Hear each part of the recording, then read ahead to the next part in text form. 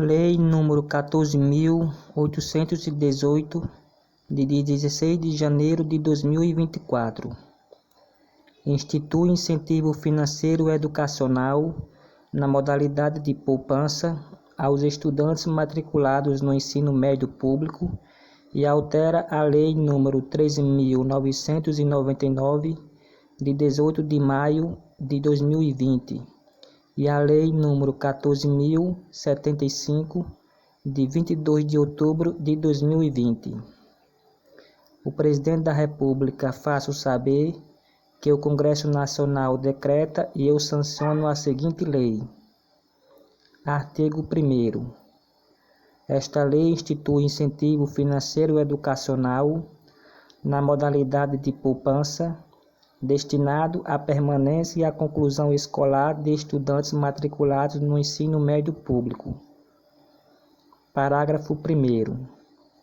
São elegíveis ao incentivo de que trata esta lei os estudantes de baixa renda regularmente matriculados no ensino médio das redes públicas e das escolas comunitárias que atuam no âmbito da educação do campo conveniadas com o poder público, referidas na linha B do inciso 1 do parágrafo 3º do artigo 7º da Lei nº 14.113, de 25 de dezembro de 2020, em todas as modalidades e pertencentes a famílias inscritas no Cadastro Único para Programas Sociais do Governo Federal, CadÚnico, com prioridade aos que tenham renda per capita mensal até o limite estabelecido no inciso 2 do caput do artigo 5º da Lei nº 14.601, de 19 de junho de 2023.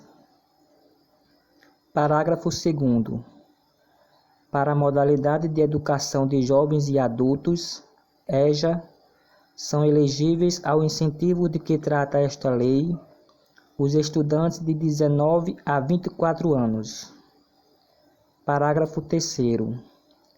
A elegibilidade ao incentivo de que trata esta lei obedecerá a critérios de inscrição no CadÚnico e poderá ser associada a outros critérios relacionados nos termos do regulamento, em especial. Inciso 1. A situação de vulnerabilidade social. Inciso 2. A matrícula em escola em tempo integral. Inciso 3. A idade do estudante contemplado. Inciso 4. A matrícula em ensino médio articulado com educação profissional e tecnológica de forma integrada ou concomitante. Artigo 2º. São objetivos do incentivo financeiro educacional destinado à permanência e à conclusão escolar. Inciso 1. Democratizar o acesso dos jovens ao ensino médio e estimular sua permanência nele. Inciso 2. Mitigar os efeitos das desigualdades sociais na permanência e na conclusão do ensino médio. Inciso 3. Reduzir as taxas de retenção, de abandono e de evasão escolar. Inciso 4. Contribuir para a promoção da inclusão social pela educação. Inciso 5. Promover o desenvolvimento humano com a atuação sobre determinantes estruturais da pobreza extrema e de sua reprodução intergeracional. Inciso 6. Estimular a mobilidade social. Artigo 3º. O acesso e a permanência dos estudantes ao incentivo de que trata esta lei obedecerão aos seguintes requisitos na forma do regulamento. Inciso 1. Efetivação da matrícula no início de cada ano letivo. Inciso 2. Frequência escolar mínima de 80% do total de horas letivas. Inciso 3. Conclusão do ano letivo com aprovação. Inciso 4. participação nos exames do Sistema de Avaliação da Educação Básica, SAEB, e, quando houver, nos exames aplicados pelo Sistema de Avaliação Externa dos entes federativos para o ensino médio. Inciso 5. Participação no Exame Nacional do Ensino Médio, ENEM, para aqueles que frequentam o último ano letivo do ensino médio público. Inciso 6. Participação no Exame Nacional para Certificação de Competências de Jovens e Adultos, ENSEJA, para os estudantes da EJA elegíveis ao recebimento do incentivo de que trata esta lei. Parágrafo 1º. A verificação dos requisitos de que trata este artigo e a operacionalização do incentivo de que trata esta lei ficarão sob a responsabilidade da autoridade competente federal, responsável pela área de educação. Parágrafo 2º. O incentivo de que trata esta lei não será considerado para fins de cálculo da renda familiar, para acesso a outros benefícios socioassistenciais. Parágrafo 3º. O incentivo de que trata esta lei não poderá ser acumulado com: inciso 1, vetado. Inciso 2. Os benefícios de que tratam os incisos 1, 2, 3, 4 e 5 do parágrafo 1º do artigo 7º da Lei nº 14.601, de 19 de junho de 2023, em caso de famílias unipessoais. Parágrafo 4º, vetado. Artigo 4º.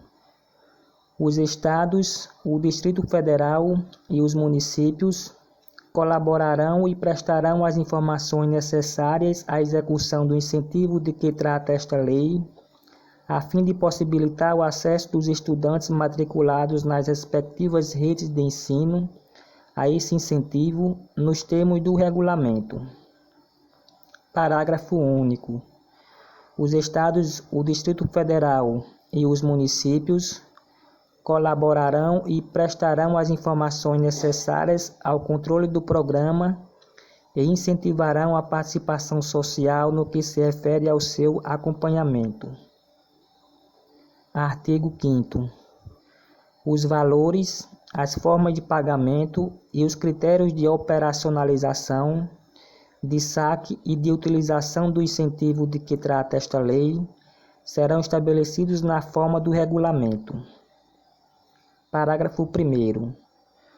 Os valores do incentivo de que trata esta lei serão depositados em conta a ser aberta em nome do estudante, de natureza pessoal e intransferível, inclusive a responsáveis pelo estudante, sem prejuízo da necessidade de representação ou assistência, em caso de incapacidade absoluta ou relativa.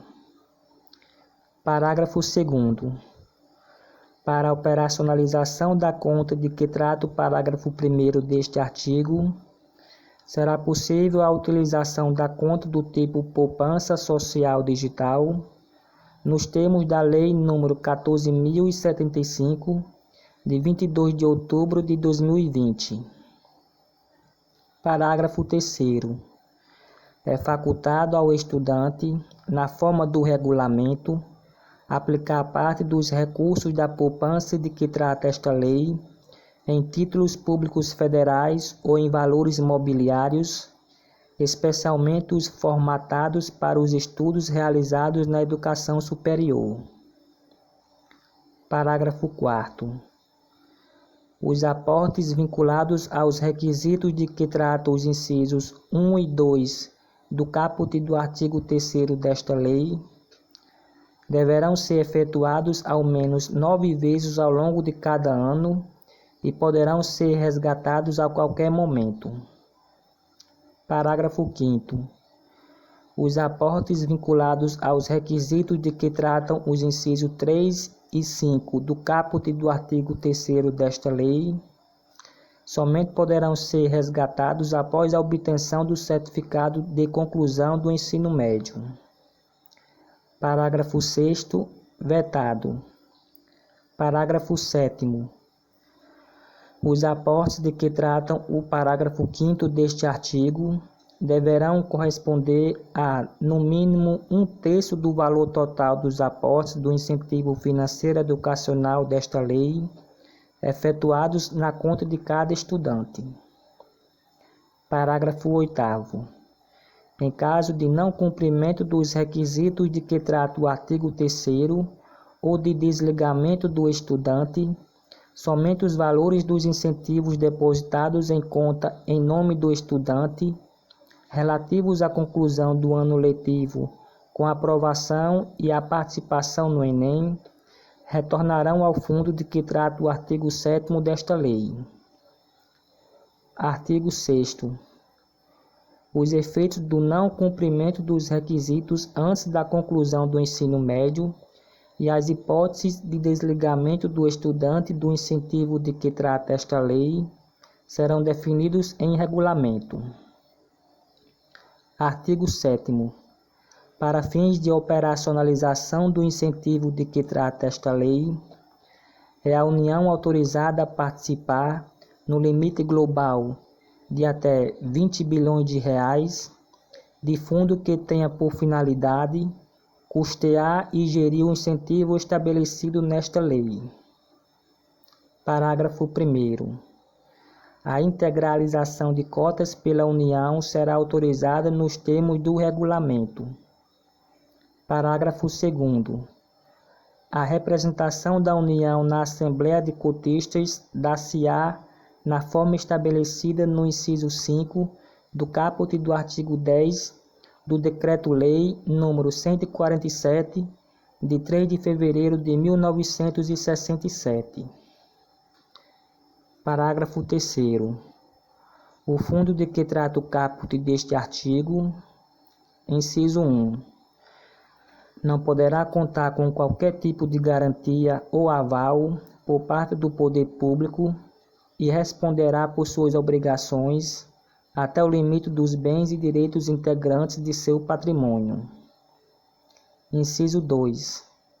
Deverá conter previsão para a participação de outros cotistas, pessoas físicas ou jurídicas, inclusive de direito público.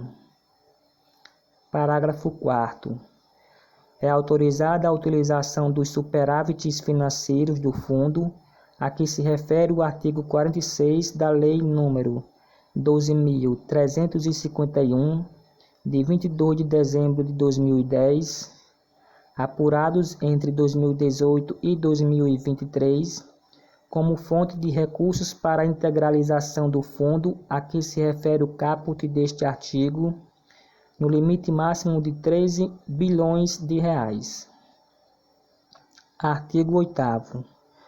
O fundo de que trata o artigo 7º desta lei poderá ser criado, administrado, gerido e representado judicial e extrajudicialmente por agente financeiro oficial. Parágrafo 1º. O fundo de que trata o artigo 7º desta lei terá natureza privada e patrimônio próprio, separado do patrimônio dos cotistas e da instituição administradora, e será sujeito a direitos e obrigações próprios. Parágrafo 2º. Os bens e direitos integrantes do patrimônio do fundo de que trata o artigo 7º desta lei e os seus frutos e rendimentos não se comunicarão com o patrimônio do agente financeiro oficial, observadas as seguintes restrições. Inciso 1. Não integrarão o ativo do agente financeiro oficial. Inciso 2. Não responderão direto ou indiretamente por qualquer obrigação do agente financeiro oficial. Inciso 3. Não comporão a lista de bens e direitos do agente financeiro oficial para efeito de liquidação judicial ou extrajudicial. Inciso 4. não poderão ser dados em garantia de débito de operação do agente financeiro oficial. Inciso 5. Não serão passíveis de execução por quaisquer credores do agente financeiro oficial, por mais privilégios que sejam. Inciso 6. Em se tratando de imóveis, sobre eles não poderão ser constituídos quaisquer ônus reais. Parágrafo 3º. O patrimônio do fundo de que trata o artigo 7º desta lei será formado: inciso 1. Pela integralização de cotas. Inciso 2. Pelo resultado das aplicações financeiras dos seus recursos. Inciso 3. Por outras fontes estabelecidas no Estatuto do Fundo. Parágrafo 4º. O fundo de que trata o artigo 7º desta lei responderá por suas obrigações com os bens e direitos alocados para a finalidade de incentivo à permanência e à conclusão escolar, e o cotista ou seus agentes públicos não responderão por qualquer obrigação ou eventual prejuízo do fundo. Parágrafo 5º.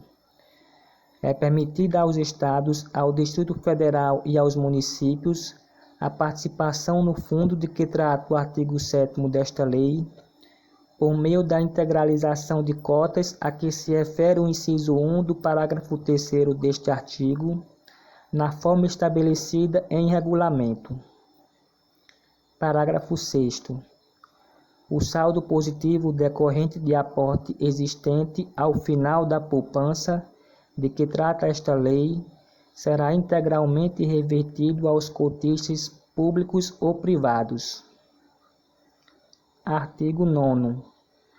O Estatuto do Fundo de que trata o artigo 7º desta lei deverá dispor sobre a sua governança e prever, entre outros aspectos: inciso 1. A competência para a instituição administradora do fundo deliberar sobre a gestão e a alienação dos bens e direitos do fundo, de modo a zelar pela manutenção de sua rentabilidade e liquidez. Inciso 2. A remuneração da instituição administradora do fundo e do agente financeiro responsável pela operacionalização do pagamento da poupança. Artigo 10º. A instituição administradora do fundo de que trata o artigo 7º desta lei poderá contratar de forma direta, sem licitação, agente financeiro para operacionalizar o incentivo de que trata esta lei. Artigo 11.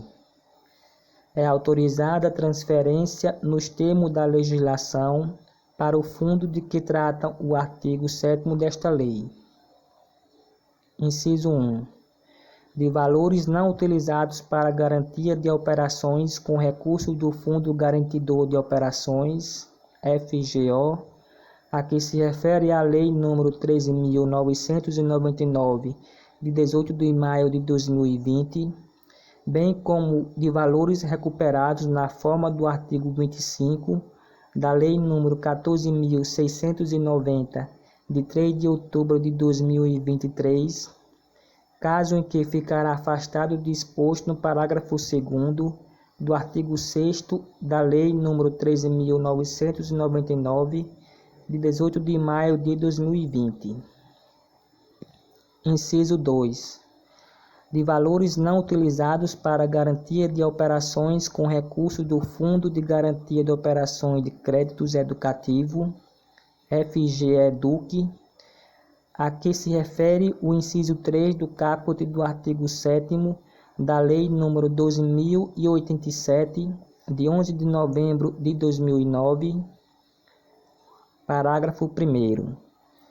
Os valores não utilizados na forma do caput deste artigo serão devolvidos à União por meio do resgate de cotas, nos termos do Estatuto do Fundo de que trata o artigo 7º desta lei. Parágrafo 2º. O disposto neste artigo será disciplinado por ato do Poder Executivo. Artigo 12º. A autoridade competente federal responderá pela área de educação, procederá à avaliação dos resultados do incentivo à permanência e à conclusão escolar, com vistas a eventuais aperfeiçoamento. Artigo 13º. O parágrafo 2º do artigo 6º da Lei nº 13.999, de 18 de maio de 2020, passa a vigorar com a seguinte redação. Artigo 6º. Parágrafo 2º.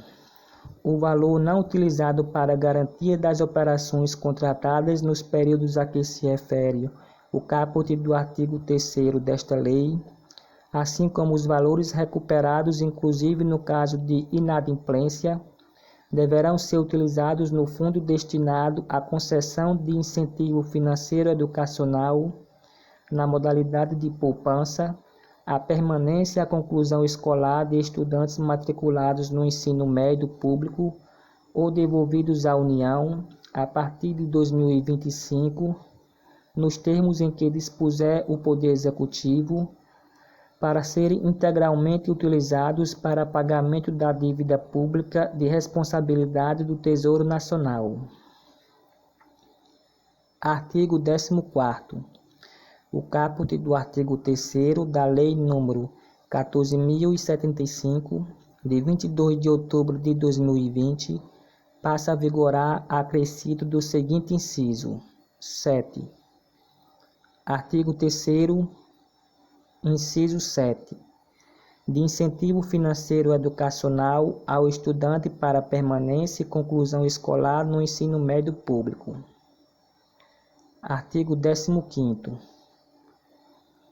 As eventuais despesas decorrentes do disposto nesta lei serão de natureza discricionária e ficarão sujeitas à disponibilidade orçamentária e financeira. Parágrafo 1º. O Poder Executivo deverá compatibilizar a quantidade de incentivos financeiros de que trata esta lei e de estudantes que o recebem com as dotações orçamentárias existentes. Parágrafo 2º. Os valores dos incentivos financeiros deverão ser estabelecidos e reavaliados pelo Poder Executivo Federal periodicamente, considerando-se a dinâmica socioeconômica do país e estudos técnicos sobre o tema nos termos do regulamento. Artigo 16º. A relação dos estudantes contemplados com incentivo financeiro educacional, de que trata esta lei, será de acesso público, divulgada em meio eletrônico e em outros meios. Artigo 17º. Esta lei entra em vigor após decorrido 10 dias de sua publicação oficial.